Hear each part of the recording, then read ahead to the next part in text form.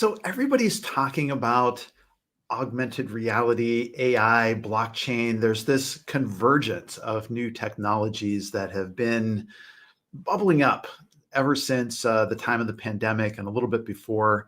And right now, the darling of those conversations tends to be artificial intelligence and ChatGPT, and a lot of great, interesting things happening in that space.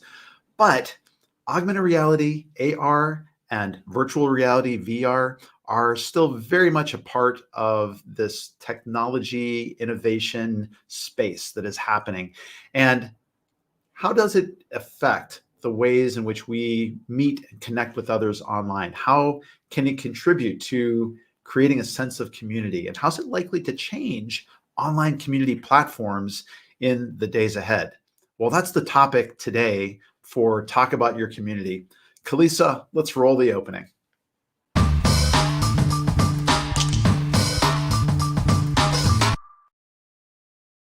Good morning, good afternoon, good evening, wherever in the world you may happen to be. You've tuned into Talk About Your Community. I'm Todd Nilson, your host with Clocktower Advisors. And on this show, we talk about community, all the things that bring people together, that connect them in online digital spaces, offline, and my favorite, the hybrid in between. And today is not going to be any exception at all. I've got as my guest today, Jason de Parrie-Turner, who is the founder of Heliorana, an innovative video studio that does streaming and AR and VR and all kinds of interesting stuff.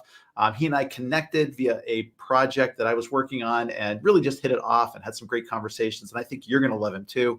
We'll bring him on the show here in just a minute. But before we do, I just wanted to give you a preview. Our next show is scheduled, so mark your calendars for this, for December 8th. And this is going to be our holiday special. And on this show, I'm hoping that we can bring on a variety of past guests and some friends of the show, hopefully tricked out in your favorite ugly Christmas sweater with your favorite beverage, and just drop by.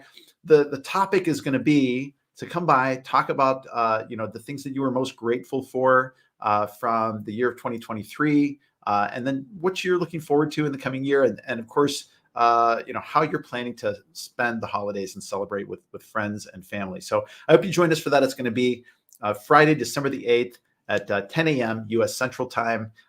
Adjust the time accordingly for wherever in the world you may happen to be, but would love to see you then for that, to drop by. And in fact, those of you who drop by on the chat channel, I'm really hoping that maybe you would even want to join us in the live video studio too. So it may be a parade of people going by over the 45 minutes of the show. A little bit of a different format than we've done in the past, but I think it's going to be a lot of fun. So be sure to mark your calendar for that, and you can sign up for it here on LinkedIn by going to the Clocktower Advisors company page and signing up for it there, or clicking the notify button up on YouTube once we've got that put up and ready to go. So look for that shortly. Kalisa, my erstwhile and genius engineer, is going to be setting that all up in the meantime. So let's get on to today's conversation topic. I want to bring on to the show here my guest, Jason de Parrie-Turner, who I mentioned is the founder of Heliorana Studios. Jason, welcome to the show. It's great to see you, my friend. Hey, Todd. Thanks for having me on. Yeah, great to see you again in this virtual space. Well, I was so excited to have you on the show because you and I hit it off. Like I mentioned, there was a project that I was working on. I kind of intersected with you as a creative in the video space, and we ended up talking about all manner of things. And as I found out, there was another one today, our shared love of comic books. You've got a beautiful collection of graphic novels and comics behind you. Makes me just want to delve in there, and I could spend an afternoon just reading through all of those. It's a lot of fun. Jason, why don't you just tell everybody a little bit about yourself and how you got involved with video work? Sure. Yeah. Thanks a lot. Again, thanks for having me on the show. Yeah, Todd. It's always interesting. You talk about communities, and I always find it interesting when I meet someone in a virtual place, and then I finally get to see them in the real world. We haven't met in real life yet, but I assume that'll happen at some point. But yeah, so I'm here in the studio. I decided to point rather than look at all the gear and the equipment. I thought it would be more fun to look at my comic wall back here. So bunch of my collection. Geez, it's been a long and winding road of towards through media and towards video production. I actually started as a child actor when I was 6, and it's weird to be in front of the camera again. I got to be honest with you, Todd. I'm usually those days of being in front of the camera have like dwindled more and more. I'm behind the camera, creating the experiences, working as a producer. But those early days kind of got me really intrigued in the whole process. You know, it's a magical thing that happens with video, and we see this thing on the screen and we're pulled into the world. And that's great. But I was really amazed at what was happening behind the scenes. You know, these all these folks that were involved in making these things happen. And Yeah. Well, so first of all, I think you had alluded to this before, that you were a child actor, but you and I've never really talked about that before. Is yeah. that something you could talk about a little bit? Like how did that happen? Sure. Yeah. No worries. It's like I said, it was a while ago, but you know, I fortunately, to start off, you know, there I gotta thank my mom. She didn't take me full, you know, Macaulay Culkin. But I grew up in Central California, and you know, 6.5, 7 hours away from Hollywood. But a production came through town, and was looking for, you know, a kid to play this main character in a commercial. So I don't know, there was a couple hundred kids or so, and it was for Van Camp's Pork and Beans, and it was wild. I love So it. I'm like 6. There's like hundreds of my friends and people I don't know, kids I don't know. They're all dressed up, and my mom didn't take it very seriously. I was like, I want to do this. All my friends I'm going to go to this audition. I don't even know what an audition is. And she was actually on her way to a softball game. So she swings in and she says, can we just get him in and get him out real quick? And just, I got other things to do. And the audition process was basically, I went in, a bunch of, you know, grown-ups, big adults all around, and they have a bowl of pork and beans in front of me, and they say, just take a bite of the beans. And you know, it's funny, I heard stories, some of the other kids are really hamming it up and like, I love pork and beans, these are great, and they said, eat the beans. I eat the beans. They snapped a picture. I mean, I don't know what the big deal is, right? And so they're like, great, oh my God. And they're passing this picture around, and you know, like I said, I was in my body, so I don't know how it was out and about in the world, but apparently I was just easy to work with as a youngster, precocious, and would do what you asked me to do, and go stand over there and then stand over there. So anyway, that first commercial was a day-long production for a 30-second spot, which I thought was really wild. And from that, actually, that one piece, it led to several others. I was in the Screen Actors Guild briefly, but I gotta, like I said, at the top of the show, I was saying I gotta thank my mom, because she chose not to move down to LA, make me the breadwinner. But really, as I said at the beginning, you know, just being involved, all these people running around. She got really nervous because you know, I'm on set and someone runs up and they're like, are you thirsty? Are you hungry? I'm like, I don't, you know, take a drink. Like, runs and brings me a soda, and she's like, okay, this is monster making here. So we're not going to pursue this, but I have to. I'm really thankful, because those few commercials I did, those spots, you know, I auditioned for Kodak. I got third callback for McDonald's, but just didn't make that final cut, which would have probably allowed me retirement. They had really good benefits, but it paid my way through college, and so I was able to, you know, I was fortunate. I was able to study art, and later on that led to performance and video, and yeah, kind of trickled on from there. Wow, that's a bit. So, I mean, that's something that I share with you in the most tangential of ways. Not when I was a little kid, but I was trained as a dancer from an early age. So I took tap dance. I don't know if we talked about me too. that. Oh, we didn't. That's something else we share. This is hilarious. Okay, so Yeah, so I studied tap, jazz, ballet, modern, like all the stuff. I competed a little bit, when I was a kid, up through college and a little bit to graduate school. I continued to do that and some musical theater kind of stuff. But my only real television work that I ever did was a commercial in the Pittsburgh area where my dance teacher and I were hired as stunt feet for a couple of the Pittsburgh Pirates. They were doing an auto commercial, and the shtick of the commercial was that these two Pittsburgh Pirates baseball players were reading a newspaper, and they were like on a park bench reading a newspaper about an ad for an automobile, and then it would cut to us where we would be up with the newspapers and we'd be dancing across the hillside with it. Oh my gosh, that's rad. So you were hold up the newspaper. We were totally behind the newspaper, right? Yeah. Oh my God. Oh, that's great. Oh, I love that. I love that story. I'd love to be stunt feet. That's amazing. It was a good time. It was a good time. Yeah. At the time I was working at a daily newspaper, and I ended up writing a Dave Barry-esque humor column about, because at the time there was a joke out about Kevin Costner when he was in Prince of Thieves, that he had a hired stunt butt, working for him. So So you got to tell the adventure of stunt feet. That's great. Yeah, exactly. But wow, man. I'm sorry. Sorry, I interrupted you, but you don't dance anymore then, or no? I just haven't had cause. Like I'm still, prone. You know how it is. Like when you've been trained that way, like you still find yourself fidgeting from time to time and like practicing a time step or doing, shuffle off the buffalo or whatever, whatever it was. But because it's just sort of in your bones by that point, and you still kind of enjoy that piece of it, and the movement of it is just an expression of creativity. It's just how it works.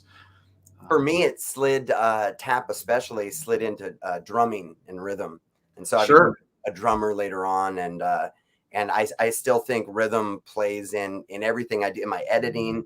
It plays in my writing. I think everything. I'm always thinking about the rhythm and the flow of something. I think it goes back to that early tap. Sure. I could totally see that, and just and you get a feel for the difference of that. I mean, for me in dance, one of the things when I first started was that difference in style between like a Fred Astaire and a Gene Kelly, and the way that they move, the way that they dance, the way that they float. Like, I mean, watching Fred Astaire was just sort of like watching like water kind of flow along, like that, just so smooth and so practiced and elegant, but Gene Kelly was just all energy and muscle and leaps and, very athletic, kind of dance style. And you're right. I mean, you get a sense of flow and rhythm and movement, from that experience. And I think like the things that you learn when you have to be on stage and perform those sorts of things, it's connecting with an audience and it's understanding, how people perceive the things you do. I always thought it was amusing. Like there were certain tap steps that you could do that, you could always get the audience to applaud for. Right. Even though they were sometimes the simplest things to do, like the more complicated things that you had to really practice and work on that were very intricate steps. The audience would be sort of like, yeah, that's nice. Get to the jumps, do something cool. Right. Yeah, for sure. No, it's true. Yeah. Sometimes it's that simple thing that just you connect with. Yeah. Yeah, absolutely. Give them what they want, right? If you're a performer. Yeah. Well, hey, look, I'll just take a quick pause here. We've got Jason de Parrie-Turner on from Heliorana. We're talking, believe it or not, we're going to be talking about AR VR, but we've had a side alley we've gone to talking about the arts and dance. If you are here as a viewer, please take a moment to jump in and say hello, where you're calling in from, where you're chatting in from, and if you have any questions, for Jason or myself about community building. So Jason, you're in the Upper West Oregon area. Are you in the Portland area? Is that right? Portland, yeah. Pacific Northwest. Love it up here. Yeah, been up here now. Well, I spent my summers up here, and I kind of fell in love with it as a kid, visiting relatives. But been up here now 20 years or so. Yeah. Well, it Just must be love it. something that speaks to you there of being in that space. What? So It's I'll ask the question here. So I usually ask people on the show, what is your community like? What is it that makes you feel like you belong there as a space? And are there some other groups that you're really active with that you feel really deeply connected with? Yeah, definitely. Well, that's funny. I was listening to you, talking about community and network. And I mean, for me, I love networking. I mean, it's in person, virtual. I mean, I'm here because, we met virtually networking, right? And I Yep. and I love that connection. I love when I meet folks and I'm like, you need to meet so and so. So I love being in the center of a hub that's in the network. And because of that, maybe that's what ultimately really drew me up here to Portland. There's some controversy about whether Portland is the original Weird or Austin, but both great places. But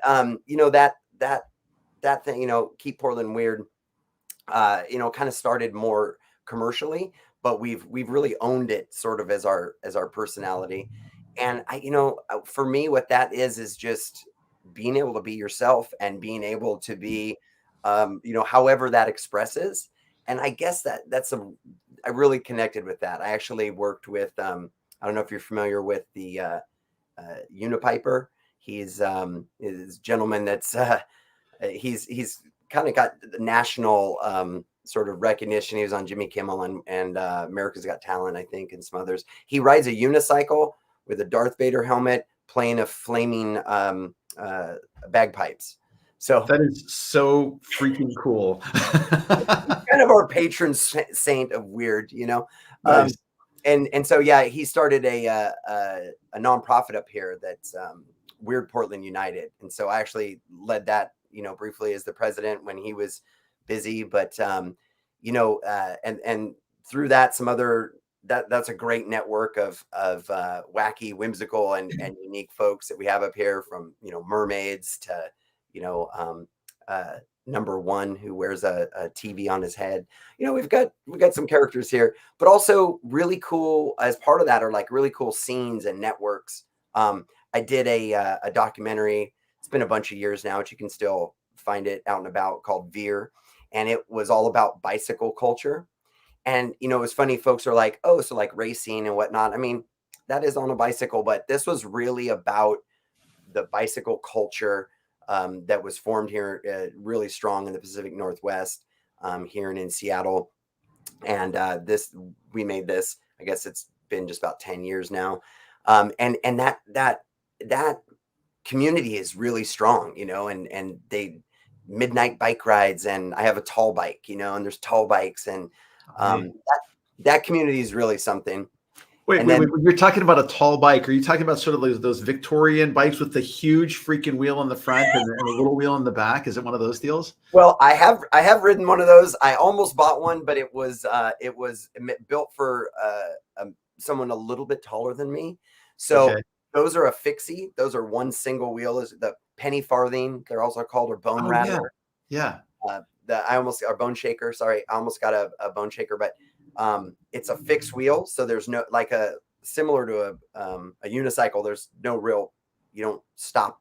When you stop, you're done, and Okay. it rides really high. My tall bike, what started with this one group here out of Reed College. God, I think it was maybe as late as early as the 80s.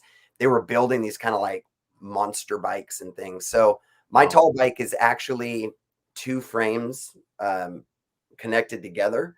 And so you kind of get like scooting it a little bit like a skateboard, and then you kind of hop a board, sort of like a horse. And yeah, you're riding. I guess the seat's about 5.5 feet off the ground or whatnot. So Man, you have so many cool interests. Yeah. cool is one. I don't know if you talk to my partner, too many wacky and wild and and whatnot. But that's actually how I met my wife. I was driving down the street on my tall bike, and they would sit on on their porch and heckle, nicely, kindly heckle and wave at people. And every time I went by on my tall bike, they would yell like, "Papa Wheelie." and you really couldn't. It has kind of a small wheel in the front and then a bigger wheel in the back, and it doesn't really pop a wheelie. But one day, after a few drinks, I went ahead and tried to pop a wheelie.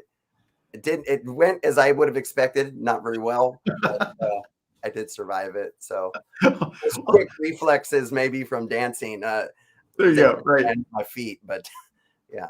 I'm glad you survived it. So and that it turned out to be a happy accident in Yeah, the words yeah. of Bob Ross, right? I'll send you a picture. It kind of looks like a Dr. Seuss mobile. It's lavender and it has curvy, wavy lines, and it is a piece of art. That's so neat. I mean, I think the thing that I observe from this is somebody that loves communities of all sorts is like to have communities like that where people can indulge in whimsical interests, you know, and you know, kind of dress in costume and do these other kinds of things. There's something about that culture needs to me that to me that means that they have a very keen sense of safety in that space, that they can express themselves, that they're welcome to express themselves, and that it's okay to be seen as different in the culture that's there. And that's admirable, because not every place you go is encouraging of those kinds of behaviors. And you, yeah, so I mean, I can see the appeal of living in the Portland area for that reason. Absolutely. So I think all of these things also tell me that you are someone that's an innovator and you like to experiment. You like to try new things. And, you know, so you moved from, or haven't moved from, but you began your journey with video and an interest in that as a child actor, to now having your own studio. And I'm really interested in some of the projects you're doing right now around augmented and virtual reality. How did this start for you? Great. Yeah, thanks.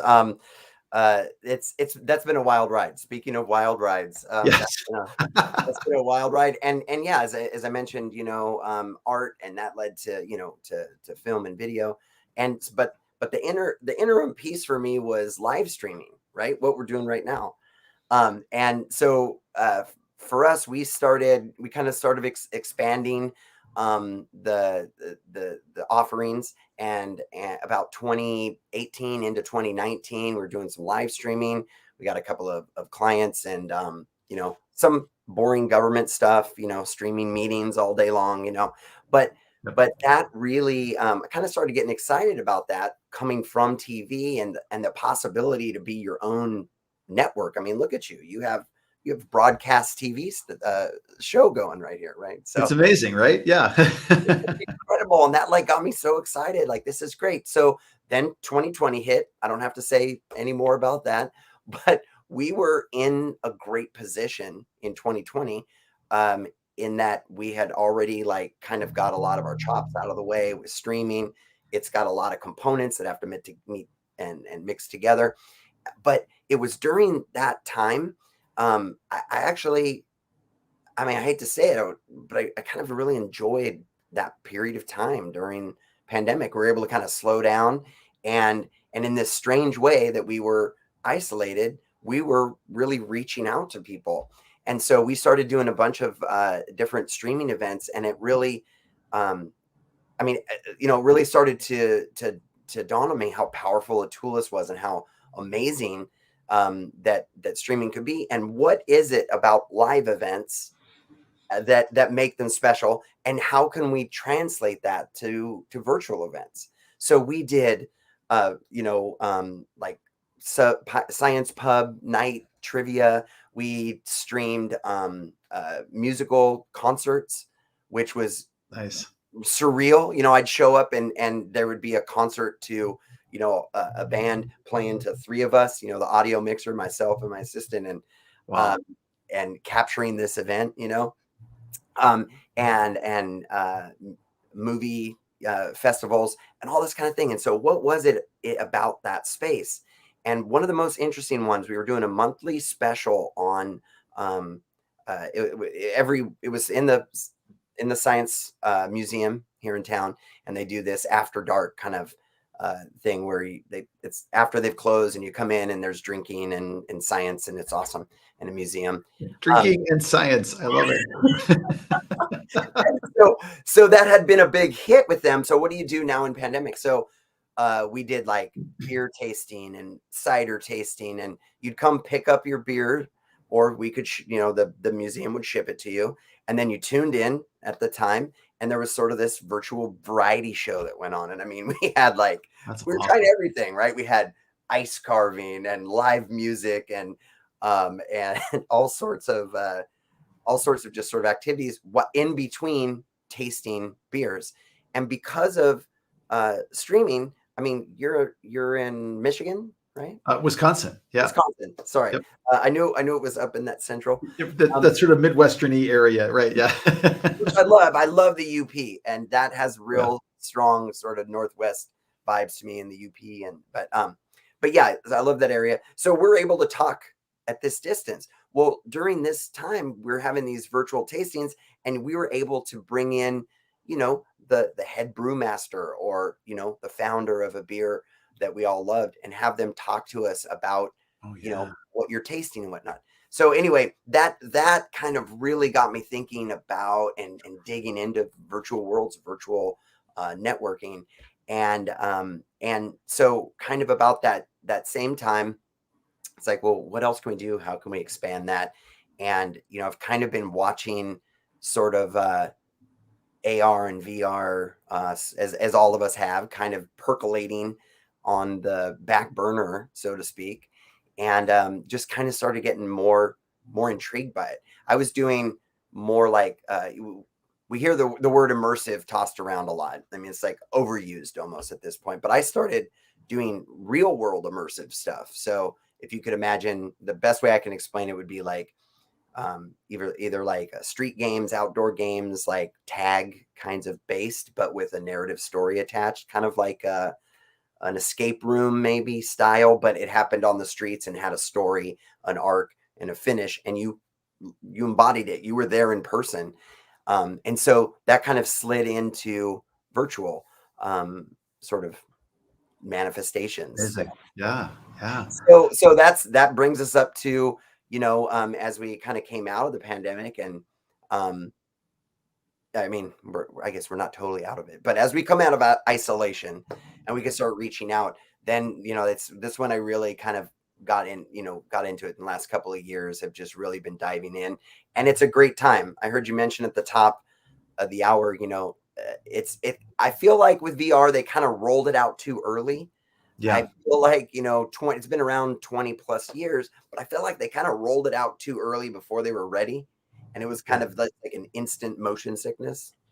We've had for a long time sort of first person shooter games, which are really virtual environments, virtual worlds to wander around in. The gaming world, like that, it's old news for that. Yes. And we've had things like Second Life and Yes. there and places like that around for an awful long time. And so I had a guest on the show. I work with a company called Kickback Space, which is a virtual reality space that I think I've introduced you to those guys. Great and guys. Rocco Haro, the founder of that company, he's been on the show before, and we've talked about sort of there's this difference between fully immersive and semi-immersive environments. And semi-immersive is with us. That's browser based, or you pull it up on your phone. It's not that you're wearing a clunky headset, Right. over your face, which I think we're still a little distance from having like a set of eyeglasses that can project. For us, I don't think we're terribly far from it. We're just not there yet. Mm-hmm. But I mean, it's just such a. I think that when Zuckerberg came out with Meta as an idea, I think he almost did more harm than good for the technology, because there was a kind of a backlash against him for for good or for ill. Like I don't know the guy. I don't have a lot of love for any billionaire that's out there, but he comes across as kind of wooden and that the whole thing of like, hey, let's go be a robot character, in an AI, that's high concept, and it sounds like playtime, and it's hard to make a case for that in a business context around it. But since then, I've seen some very interesting startups that are thinking about VR spaces that are not as gamey, not as cartoony, but they're virtual environments to engage in for really good business purpose. And so it was one of the reasons I wanted to be sure to get you on the show to kind of get your thoughts and ideas about this, because I am interested in that question of like, what's getting in the way of adoption for AR and VR right now, and like what is its potential for connecting people in in online spaces. It's something that I kind of come back to again and again, even though it's not as hot as AI at the moment. I think it's gonna be again. And so, anyways, I'll shut up. Tell me what you think, Jason. No, by all means. I enjoy. I mean, that's the give and the take of a network and of a discussion. I just rattled off to you about all the things that all the weird things that I'm into. So I love hearing that. And yeah, I totally agree. It was like, so like I was saying, it kind of like started a little early, and you're right. We're like, they keep promising that we're sort of right on the verge. So I'm actually back in school. I'm working on my MS, Master of Science in Immersive Media Communication. So it's the first. It's kind of the first of its kind out of U of Oregon, and we're a small cohort. Brilliant folks. I mean, talk about a network. That's kind of we're kind of our new little social network altogether as we're immersed in this field of immersion. But yeah, I think that I think one of the to reply about meta and thus the metaverse, the metaverse is already percolating. We've got Web 3.0 is kind of bubbling, and we're hearing about it. All right, that's cool. And then along comes Facebook and says, now we're meta. And so it really muddled the water. What's meta? So is meta the metaverse? What is the metaverse? And it just, and then you have the use of meta in sort of media studies, talking about when you're watching a movie and it gets sort of meta, breaks the fourth wall. So there's just like the meta, immersive. These are words that are just like tossed about, and I think they're getting a little bit out of hand. I did want to just say, so we call XR is extended reality. So XR is kind of the umbrella that covers all the other R's. And then within that, it's sort of a sliding scale, as you mentioned, from flat screen sorts of immersion, real, and then through. So then AR, augmented reality, right, is as you mentioned, you can use your phone or whatnot. Most people know it most is like Pokemon Go. These are images that are placed on top of what your camera sees, or if you have goggles, a see-through goggles, you mentioned glasses. And then moving from that, you've got MR, mixed reality, and that one is really exciting space because though it's similar, like imagine Pokemon Go, but what if those Pokemon were aware of your environment, could go behind the table, could jump up on a chair. That is so cool. That's wild. To me, I haven't had anybody talking to me about that, but that sounds really intriguing. Oh, so to me, and then next up is virtual reality and full headset. To me, the real exciting one is mixed and AR. I mean, yeah, totally. I got excited about that because just thinking about like we're not far from having really intelligent agents as bots around. So instead of like a Pokemon Go, or maybe it is a Pokemon if you're into those characters, but like having an intelligent agent that's around you and able to interact with your environment and knows that where you are contextually and can oh my, that's mind blowing. Yeah, I love that. That's really incredible. Well, and you mentioned AI a couple of times, and like naturally, I mean, you can't really be alive right now, and not be hearing about AI. But we're actually like seeing some of that integrating as well. We've got I've got a few deep dives coming up on AI. It's like you think about AI 1 year ago, and this is the moment that it's really blowing up. But we're combining that with the other stuff we're doing. Like you said, there's experiences out there where you have an AI sort of avatar, or excuse me, not an avatar, but like a spokesperson, and that person is able to reply to you. There's one that I just saw. It's called WOL, WOL, which is just an acronym for owl. and it's kind of an AR, and you put it up, and this kind of portal opens to woods behind you in your room or whatever, and this owl flies up, and the owl is an AI generated, the voice, everything, and it has, you know, an LLM, large language, you know, model for its brain, and it will respond to you and like crack jokes and give you information. You ask it questions. So I think that's to me kind of the exciting piece. You know, we'll see it first in games, but obviously, because you know, like you said, gamers are early adopters. But games are the trying ground, I think, for a lot of these kinds of experiences, and I'm excited about that. But I'm also excited about like how these things start to apply to the online communities that I'm so immersed in a day-to-day basis. You know, if you kind of go anywhere, like whether it's a Reddit or it's a Facebook group or a Discord or, you know, a more specialized platform like Chorus or Higher Logic or any of those, I mean, the central metaphor for all of these is text-based right now. But I keep thinking about like you know, if I'm casting my brain ahead 10 years in the future, if I'm going to put on my futurist hat and kind of think about in an optimistic way about how these things play out, entering into a community is going to be a little more like what you described. Like I've got maybe a mixed reality headset or something on, you know, or eyeglasses on or contact lenses. I'm able to, when I've joined a particular community, a portal opens and an owl flies through, and it's welcoming me to this space, and it introduces me to other people who are there in some fashion or another as avatars, maybe photorealistic avatars, you know, or, you know, otherly representing themselves, you know, in those spaces. I don't think that the text-based version is necessarily going to go away, because I think sort of the durability of knowledge as text and video and sound, like these things are all viable and important to have. But I don't know that text becomes the central piece of that experience anymore, because at its heart, it comes back to what you and I were talking about at the beginning. It's about those personal relationships that we develop. It's about that connection with other people and networking and learning, you know, what we have in common and our shared values and the things we have. And I think that happens well in virtual spaces. I was working with an organization.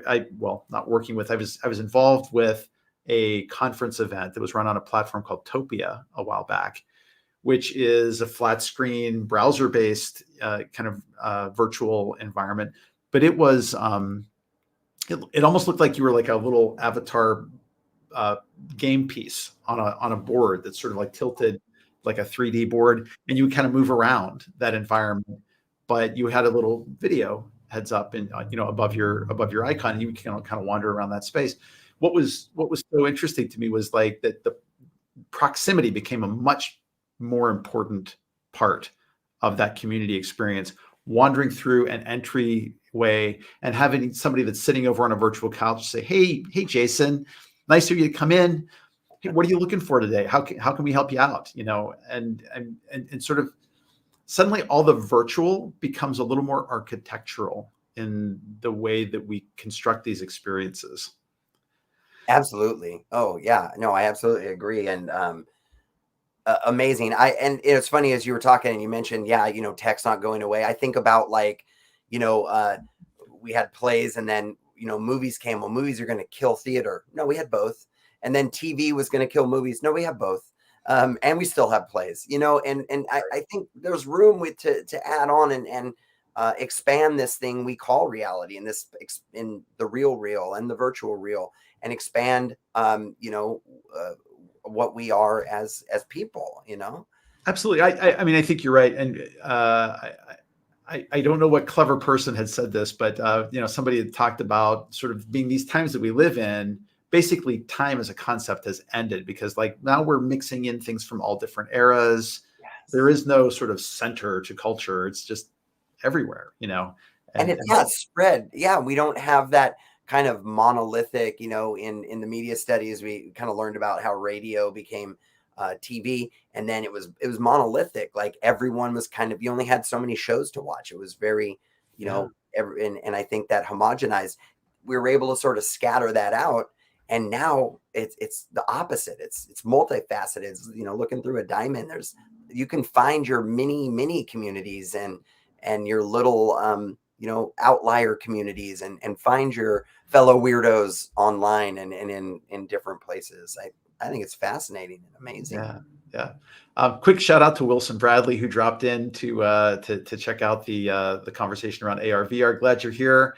Yeah, sorry. The beginning we had a bit of a diversion into other topics, a little longer than I expected, but it was still quite interesting and I think relevant, to what we're talking about here. Because at its heart, it's not about the technology; it's about putting people together and Yes. finding ways to do it. And what's excited about AR and VR for me is how it does that in a different way. It takes some of the friction out of the way that we've had, where, like, a big difference is you and I are meeting virtually right now, but it's like flat screen against flat screen. There's no sense of space for us. Like, yes, I definitely get a sense of your body language, of your spirit, if you will, and kind of who you are, and you get a bit of who I am.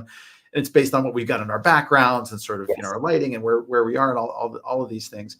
But when you get into a virtual space, it's more spatial. And that's not a small thing. Like, suddenly there's a sense of what's around me and and are there other people kind of moving around us, and it feels much more like an in-person situation because there is proximity and connection, and in that kind of environment, people will be able to see that I'm facing you and you're facing me, and we're having a conversation with each other. Somebody could come in on the side and we turn to them a little bit, and like that's another dimension of sociability. Maybe I don't know the right word for it, but that's what's really kind of exciting to me. I mean, so many things are like popping up as you're talking, and yeah, my apologies if up front we wandered, but no, man, I led us down that garden path, so that was fine. I've really been trying to maintain, a little more focus, because I am I don't know, apt to wander. So, but some of the things you're talking about that I'm really interested in. Some of the studies I'm doing now is kind of sort of the psychology of this, and like what of VR and AR and what we call affordances, which are just the illusions that are there. I mean, if you think about it, in many ways, it's still flat. You have your screen on; it's still very flat, but you're able to turn your head around and, like you said, move around in this space, right? Your virtual body. If those of us are old enough to remember Tron, right? We're like, oh my God, you go inside the computer. Dude, I remember Tron. I remember Lawnmower Man. And Yes, yeah, that was the world, and maybe that stuff kind of bore itself into my brain there. But so I'm really interested in those affordances, and one you mentioned is social presence. Feeling like you're there. There's some really crazy studies about people with AR walking a virtual dog, and other people with AR glasses like moving aside for that virtual dog to walk by. There's weird things. Our brain hasn't quite caught up to all of the layers of technology we've put on top of it. And so that's how we're able to kind of trick ourselves in those ways. I mean, the whole it goes back to 3D, and that's how the VR goggles are working, is the two goggles. Same with AR, even too, to kind of get that spatial, is you're using that. What's really interesting to me, and you mentioned Kickback, I dig those guys. Are awesome. They had me in to kind of do a virtual walkthrough, as it were, and you're yourself. So it's kind of like we take this view, but you're walking around as yourself. Yeah, not legs and stuff, but if this image was moving around and you can turn and face.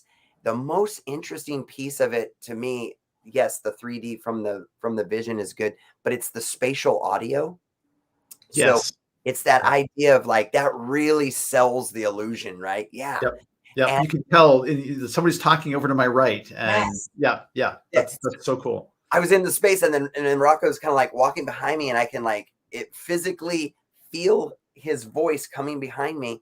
And then, like in Kickback, you can go step aside, and if you're in a crowded room, the two of you, as you get further away, that crowd noise kind of drops off, and then you're able to have a one-on-one. So yes, when you're talking about spaces like that, to me, that seems like you're getting to that.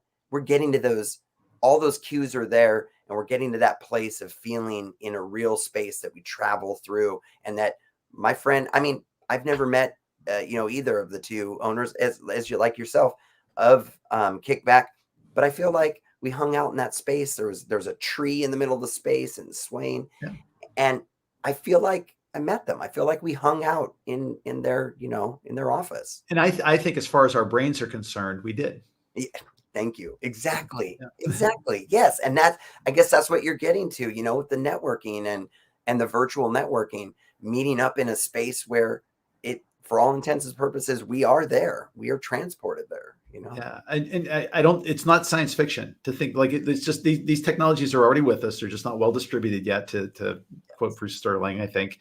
But I can see us, going into a communal space, interacting with an AI based agent that's there 24/7, and being able to access the durable knowledge of that space, all the text-based conversations, all the follow-ups, all the saved documents, the things that are in a virtual community right now, but have it right there through that concierge service to be able to say, oh, you know what, Jason, you want to meet Todd? Why don't I ping him and see if he's available?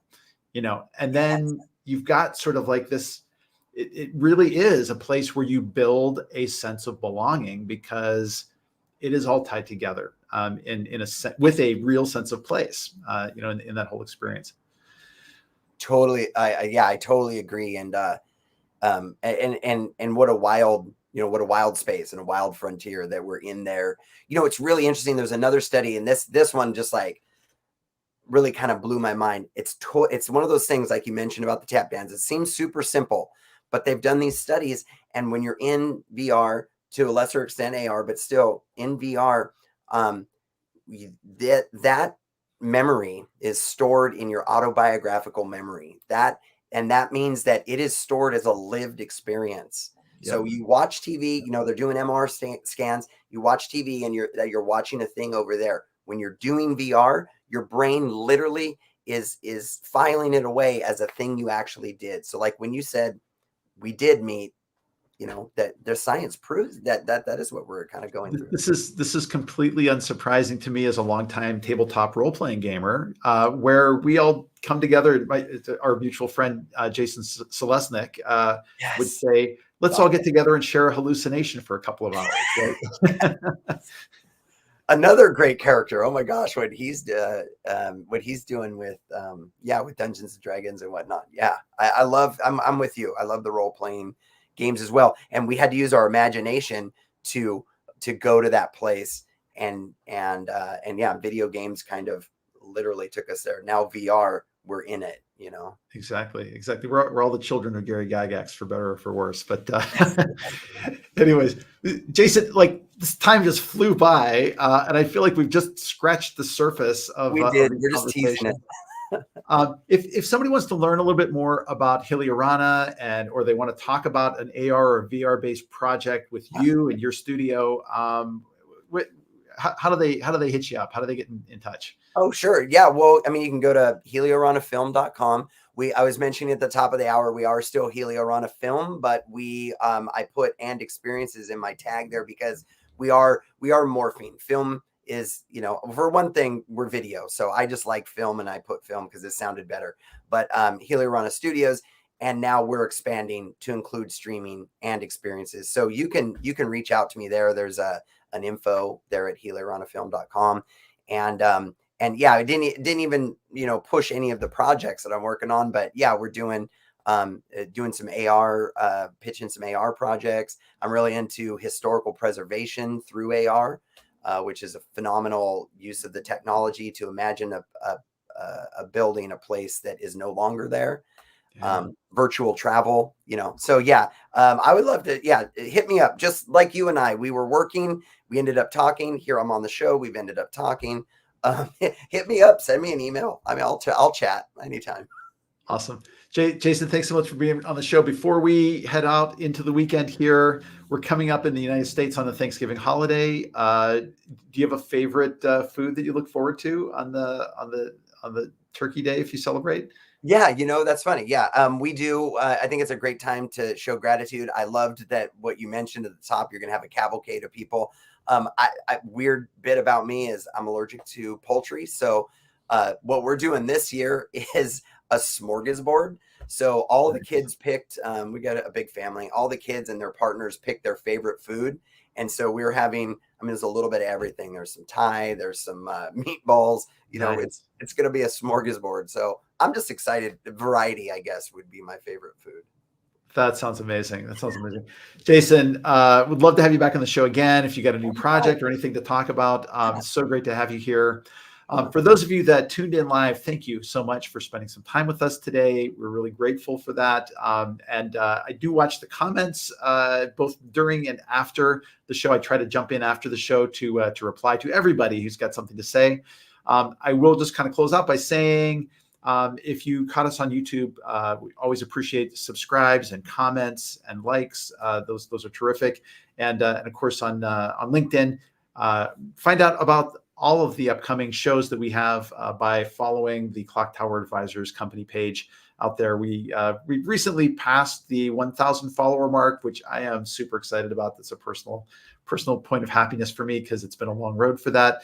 But we try to bring great, interesting programming to LinkedIn with guests like Jason. So invite you to please share the company page with your friends so that you follow and don't miss a single one of these episodes as we have them.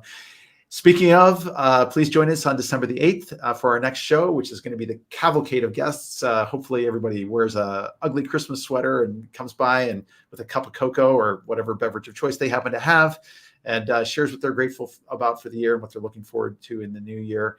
In the meantime, I invite you to be good to yourselves over the weekend. If you don't take care of yourself, you're not going to be any good to anybody else. So take that time to unplug, recharge, revitalize yourself in whatever way is going to be best for you. And in the meantime, I hope you build great communities.